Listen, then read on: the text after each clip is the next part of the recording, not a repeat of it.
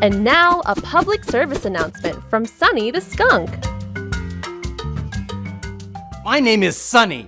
I'm a skunk, and I'm an expert on defensible space. You know what I'm talking about. Don't make me go there. When tourists see me in the wild, they can't help but be impressed by my spectacular stripe. Who can blame them? My stripe is truly a thing of beauty. But they keep their distance, admiring me from afar for good reasons. Uh-oh. That does not bother me one bit. They're staying safe, and I respect that. I just wish that more people knew how to defend their own homes. Maintaining defensible space around your home is critical in preparing for wildfire. Always remove dead plants, grass, and leaves from your yard and rain gutters. Get up there on that ladder. Get rid of branches that hang over your roof or are too close to the house. Shake a leg. Keep brush and grasses trimmed back.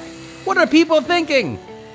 Create a separation between landscaping and anything that could catch fire. A separation, like between me and people who know what's good for them. What are you saving those rotting leaves in the gutters for anyway? They're not helping at all. The people from COPE explain it well. COPE is communities organized to prepare for emergencies. So it's really neighbors helping neighbors.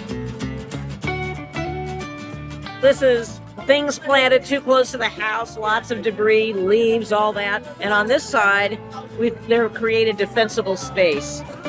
Trees and vegetation and so on are away from the house. There aren't any more leaves and what have you in the gutters and on the roof. So this is a much, much safer way to defend your property than on that side. Okay? If more people learn about this and create defensible space around their own homes, everybody in the neighborhood will be safer. Duh! You should read up on it on CALFIRE's website, readyforwildfire.org. I hope you stay safe. And one day, maybe you can come visit me and see my beautiful stripe. But keep your distance. This has been a public service announcement from Sunny the Skunk.